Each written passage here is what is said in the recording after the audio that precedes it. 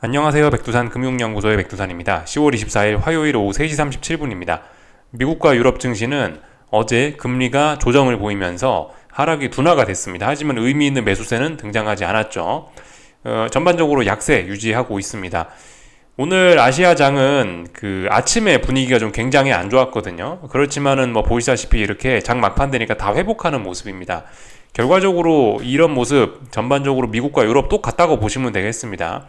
하락이 둔화되고 있는 모습이고, 한동안 좀 지나치게 좀 세계 증시에 비해서 좀 남다르게 많이 빠졌던 친구들은 일부 조금 의미 있는 반등이 나타나는, 좀 의미 있는 매수세가 나타나는 그런 경우도 있긴 있습니다. 그러나 아직까지는 전반적으로 약세는 맞죠. 아직까지 약세 흐름 자체가 극복된 것은 아니죠. 이게 다 하여튼 금리 때문입니다. 금리가 5%에 터치하고 나서 라운드 넘버, 심리적인 중요한 저항에 터치하고 나서 상승이 주춤하기 때문에 증시의 하락이 주춤한 거다, 이렇게 생각하시면 되겠고요. 아침에 말씀드렸던 그 내용이 답니다. 지금 이제 어느 정도 하락 한파동이 진행이 된 거죠. 그죠? 여기 10월 중순쯤부터 해가지고 전 세계 증시가 조금씩 날짜는 다를 수 있지만 이 10월 중순쯤부터 해가지고 이렇게 하락 파동이 지금 시작이 됐다고요. 이 하락 파동이 이제 여기서 끝날 것이냐, 탄력적인 반등이 나올 것이냐, 이제 이거를 고민하고 있는 지금 순간인데요. 여기서 이제 얘가 하락 파동이 조금 더 길게 이어지면은 이제 세계 증시는 본격적으로 하락 추세로, 진짜 본격적인 하락이 좀 이어질 수도 있겠다 싶습니다.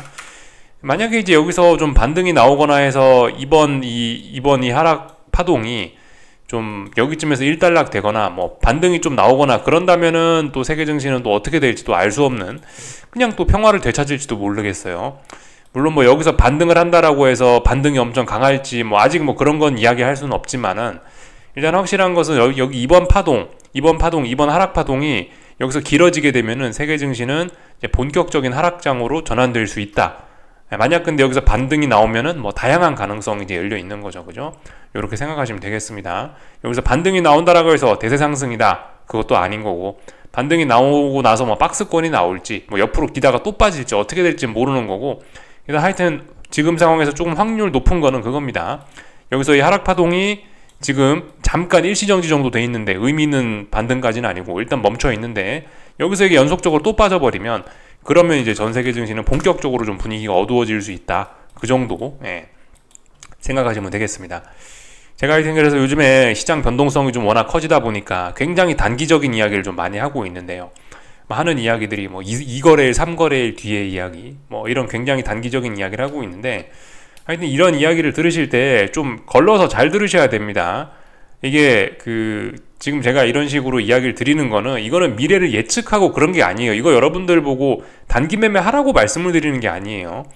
이 시장을 보는 관점, 어떤 공부를 하는 관점, 그런 거를 공유하는 차원에서 이런 걸 말씀을 드리는 거지, 제가 지금 미래를 예측, 앞으로 단기 바닥쯤이니까 여기서 반등을 노려서 뭐를 하고, 그런 거를 하자고 이야기를 하는 게 아닙니다. 그 부분을 좀 명확하게 좀 이해를 좀 하셨으면 좋겠습니다. 전 지금 미래를 예측하고 있는 게 아니라는 거, 미래 예측이 아니고 저의 경험상 이쯤 됐으면은 논리가 이러이러하니까 앞으로 이렇게 될 가능성이 높았다 정도만 말씀드리는 거고, 그에 따라서 이제 어떤 위험을 감수하실지는, 어떤 선택을 하실지는 이제 여러분들이 스스로 고르는 거죠. 그죠? 다만 이제 저는 많은 분들이 교육적인 차원에서 저의 경험상 이런 것들은 알았으면 좋겠다, 그런 걸 그냥 말씀을 드리는 겁니다. 지금 제가 계속해서 말씀드리고 있는 있죠. 이 정도 빠졌으면, 지금 이 정도 빠졌고 5일선과 이격이 어느 정도 됐으면은, 이 정도 됐으면 통상적으로 하락이 둔화된다, 아니면 반등이 나오는 게 자연스럽다, 그런 정도 이야기. 저의 과거의 경험을 통해서, 제가 매매했던 경험들을 통해서 이런 가능성이 일어날 확률이 높다라는 거 정도만 말씀을 드리는 거지, 그렇다라고 해서 지금 여기서 바로 급락폭락이 나오지 않으란 법도 없는 거고요. 하여튼 무슨 일이 생길지는 알 수가 없는 겁니다. 다만 저의 경험상 그랬었다, 옛날에. 이렇게 됐을 때는 이게 가능성이 높은 시나리오였다, 이게 정설이고, 정설대로 가면은 아무튼 그죠? 그냥 재미없는 시세. 만약에 순리에 거스르는 일이 일어난다면 큰 시세, 이런 걸 기대할 수 있다, 그런 식으로 어떤 저의 경험에 토대해서 이렇게 시장을 보는 게 좋을 것 같다라는 어떤 관점을 말씀드리고 있는 거예요. 그죠? 하락이 둔화되고 있으니까 여기서 뭘 해라, 지금 매매를 해라, 그런 게 아닙니다.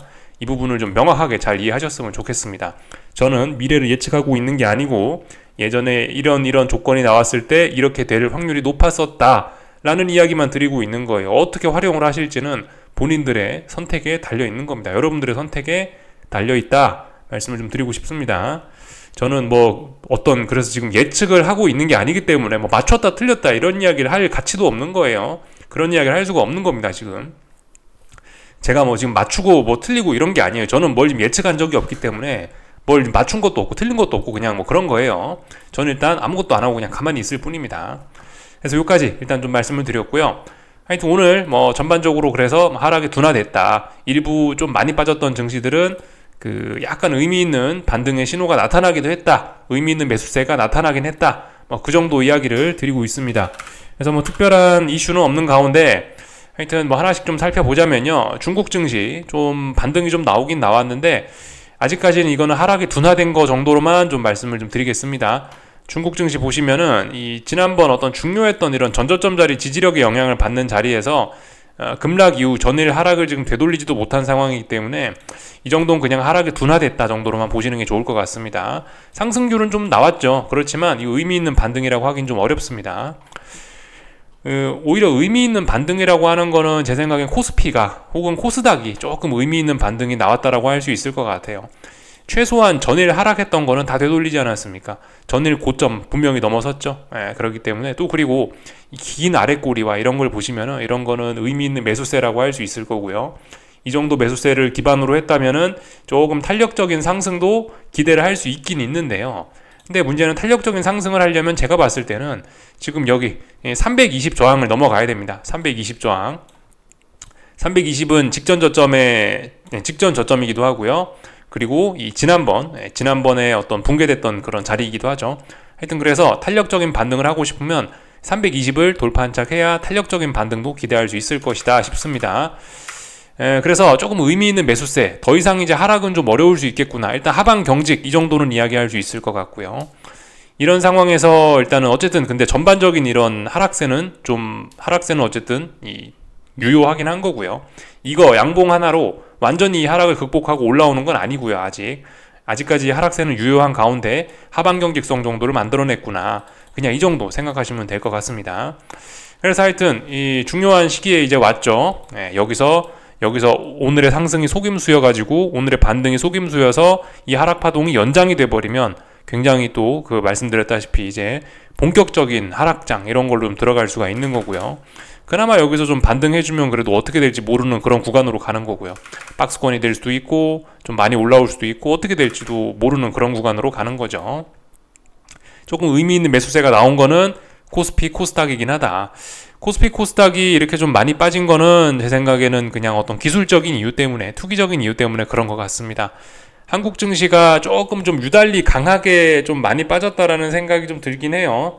최근에 코스피나 코스닥이나 삼성전자나 에코프로 친구들이나 보면 조금 좀 많이 빠져서 좀 반등도 좀 강하게 올라왔다라는 생각이 듭니다. 다른 이유가 있어서 그런 것 같지는 않다라는 생각이고요. 그냥 기술적인 이유로 그랬다. 코스닥도 보시다시피 그렇습니다. 지난 2거래일 동안 하락했던 거 혹은 지난 3거래일간 하락했던 거 거의 다 되돌렸죠. 그래서 일단 탄력적인 반등을 좀 앞두고 있는 그런 상황입니다. 물론 탄력적인 반등을 위해서 넘어서야 될 길들이 일단 당장 여기 요 날의 시가 10월 19일에 목요일에 하락했던 이 음봉의 시가 여기를 일단 완벽히 넘어서야 탄력적인 반등을 기대할 수 있을 것 같고요.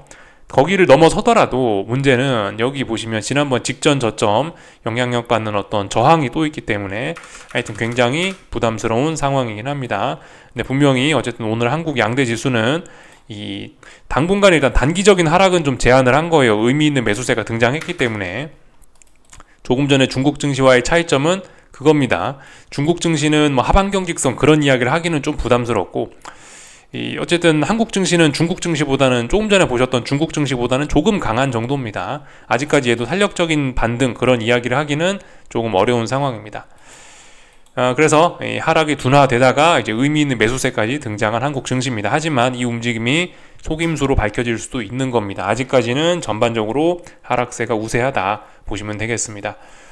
뭐 다른 거 드릴 이야기는 없고, 원달러 환율 뭐 보시다시피 이렇게 오늘 하락했는데 특별히 이상한 건 없고 자연스러운 현상이죠. 어제 달러 인덱스도 하락을 했고요. 그러니까 사실 이런 모습만 봐도 어제 그러니까 달러가 많이 떨어졌다고 해서 국제유가도 국제유가는 제외하고 구리값도 오르고 금값도 조금 오르고 뭐 천연가스 값도 좀 오르고 원자재들이 좀 방을 보였는데, 그러면서 원달러 환율도 강세를 보이고 있는데, 이 스태그플레이션이나 뭐 미국의 경기 침체, 경기 둔화 우려가 살짝은 등장한 거 맞습니다. 근데 이 어제 말씀드렸던 그런 원자재들의 상승이나 이런 원화 강세를 보면은 그런 미국 경기 침체 우려가 아직 강하지는 않은 것 같아요. 진정한 미국 경기가 침체된다라는 우려가 있다면은 환율은 이쪽 방향이 아니고 이쪽 방향으로 올라가고 있을 겁니다. 그죠? 아직은 그냥 그 달러가 하락했다라는 그런 단기적인 어떤 투기적인 요인에 의해서 금융시장이 좋아하는 그런 모습이 나타났다라고 볼 수가 있을 것 같습니다. 사실상 오늘의 이런 움직임들, 뭐 중국 증시가 뭐 이렇게 움직이고 한국 증시가 이렇게 움직이고 환율이 이렇게 움직인 거는 사실상 뭐 달러 약세에 대한 영향이라고도 뭐 볼 수 있을 것 같기도 해요. 하여튼 뭐 그렇다. 중국 증시는 어쨌든 말씀드렸다시피 하반 경직성 이런 이야기까지 하긴 좀 뭐하고, 이 음봉도 극복을 하지 못했기 때문에 좀 전에 보셨던 한국 증시보다는 조금 약하다, 하반 경직성 이야기하긴 좀 뭐하다라는 겁니다. 언제든 또 빠질 수 있다, 이 정도로 생각하시면 좋을 것 같습니다. 그래서 쭉 살펴봤어요. 오늘 뭐 환율들도 좀 안정되고 있고요. 달러 인덱스가 안정이 되면서, 하지만 여전히 부담스러운 수준인 건 맞죠. 어쨌든 지금 이 중요한 통화들이 중요한 자리에서 갈팡질팡하고 있습니다. 위안화 여기 중요한 자리에서 어떤 다중고점형 만들어내면서 지금 그렇다고 아래로도 가지 않고 여기서 방향성을 굉장히 많이 고민하고 있고요. 엔화도 그렇죠. 엔화도 지금 보시다시피 150엔이 어디에요? 150엔이 여기 지난번 전고점이잖아요. 150엔 넘느냐 마느냐를 가지고 지금 계속 하다가 결국 150엔 못 넘어가고 있습니다. 이렇게 되면 또 급속히 아래쪽으로 좀 떨어질 가능성도 있는데, 그래봐야 아직은 좀 혼조한 구간, 아직 위기가 끝났다라고 볼 수는 없는 거고요. 하여튼 그래요. 뭐 지금 대부분 이런 중요한 자리들에서 굉장히 고민을 하고 있습니다. 그래서 뭐 물론 요즘 매일매일이 좀 정신이 없고 뭐 중요합니다만은, 특히 이제 이번 주 같은 경우가 좀 중요하다라는 겁니다. 이번 주에 그나마 조금 좀 금융시장이 어떤 이런 공포에서부터 조금 회복이 되면 그래도 좀 다행일 수 있는데, 아직 그 공포가 끝나지 않았다라는 겁니다. 이 공포가 여기서 조금 더 이번 주에 그 지속이 된다라면은 이제 금융시장은 이제 그냥 단순히 공포의 영역을 넘어서 조금 이제 좀 그 공포 이상의 그 영역으로 본격적으로 진입할 수도 있을 것 같아요. 좀 조심해야 되는 그런 기술적으로 중요한 시점입니다. 일종의 변곡이라는 거죠. 그죠? 변곡. 이 변곡이 여러분들 꼭 올라가다가 떨어지는 이런 것만 변곡, 떨어지다 올라가는 이런 것만 변곡이 아니고, 이렇게 올라가다가 상승의 기울기가 가팔라지는 거, 이런 것도 변곡이고요. 하락하다가 하락의 기울기가 가팔라지는 이런 것도 변곡입니다. 지금 약간 이런 변곡일 가능성이 좀 높기 때문에 하여튼 주의해서 봐야 될 그런 자리입니다. 그죠? 그래서 전반적으로 뭐 쭉 다 살펴봤고요. 일본 증시도 뭐 오늘 보시다시피 장중에 전저점 테스트했죠. 급락했다가 다 회복했네요. 그죠? 하지만 의미 있는 매수세라고 하기는 조금 부담스럽습니다. 어쨌든 음봉이잖아요. 그죠? 아직도 하락세는 유효하고, 다만 단기 낙폭과대에 대한 반발 매수가 조금 들어온 거다. 아직도 하락세는 유효하다. 의미 있는 매수세 이야기하기는 어렵다.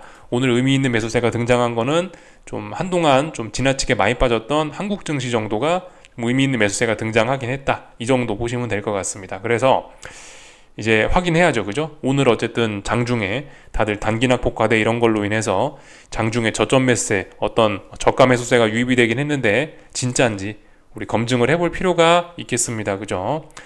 그래서 쭉 다 말씀을 드렸고요.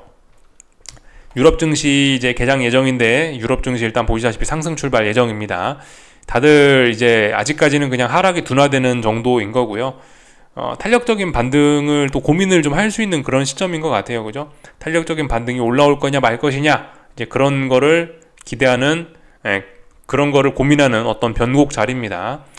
그래서 오늘 밤이 조금 좀 중요하게 되겠죠. 그죠? 오늘 밤 뭐 말씀드렸다시피 지금 요렇게 빠지고 있는데, 여기서 이제 하락이 좀 둔화가 되어 있고, 여기서 탄력적인 반등을 하느냐, 아니면 여기서 그냥 벨벨벨벨 기다가 지난번 여기서부터 시작된 이 하락 파동이 계속해서 여기서 이제 각도가 가팔라지면서 더욱 이 하락 파동이 연장이 되느냐, 그거를 지금 고민을 하는 자리에 와 있습니다. 오늘 밤에 딱 결정된다, 뭐 그건 아닐 수도 있어요. 조금 좀 시간이 좀 걸릴 수도 있지만 뭐 해봐야 뭐 한 2, 3거래일 정도 시간이 좀 걸릴 수 있긴 있습니다만, 어쨌든 지금 굉장히 중요한 순간인 건 맞긴 맞죠.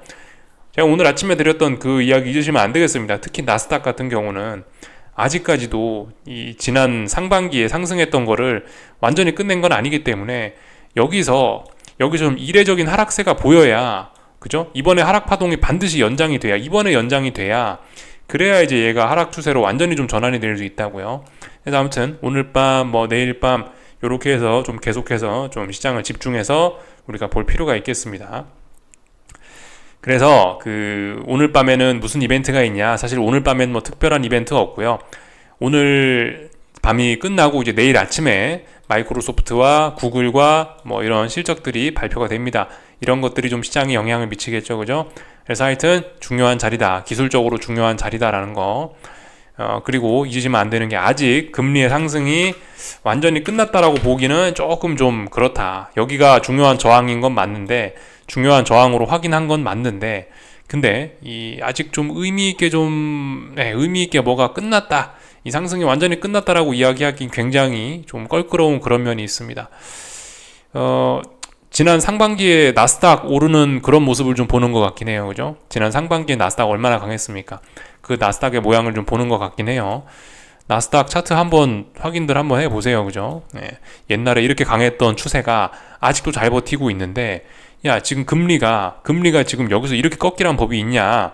한번 잘 생각을 좀 해보아야 될 필요가 있습니다. 이렇게 강했던 추세가 아직까지도 버티고 있는, 몇 달째 간절기, 아직도 간만 보고 있는데, 과연 금리는 여기서 쉽게 이렇게 꺾일 수 있을 것이냐 라는 거죠. 여기서 이게 금리가 쉽게 추세가 꺾이려면 이를 정당할 만한 이슈가 필요하다. 이슈, 예를 들면 뭐 어떤 뭐 경기 침체가 전면에 좀 부각된다든가, 아니면 뭐 전쟁이 심화가 되고 안전자산 선호가 본격적으로 나타난다든가, 뭐 하여튼 뭔가 이런 악재가 필요할 거다. 아니면은 뭐가 뭐 연쇄 디폴트, 어떤 뭐 진짜 경제 위기가 와가지고 연준이 뭐 금리를 내리거나, 아니면 뭐가 연쇄 디폴트가 나서 불안감으로 안전자산 선호로 빠지거나, 이런 게 있지 않으면 이거 나스닥 이런 꼴이 날 수 있는 거 아니냐, 잘 생각을 해봐야 될 필요가 있겠습니다. 하여튼 5%란 자리를 넘지 못한 건 맞기 때문에 분명히 채권 투자에 근거는 있습니다. 근거는요, 이 근거가 약해서 그렇지, 진짜 채권 투자를 하시고 싶으신 분들은 최소 여기 4.8 붕괴나, 아니면 여기 있는 직전 저점 자리, 이런 자리들 한 4.6 붕괴나 이런 자리를 보고 채권 투자하시는 것도 나쁘지는 않습니다. 지금 채권 투자 이야기하는 건 어쨌든 굉장히 빠르고 위험한 거다라는 거 좀 생각하셨으면 좋겠습니다.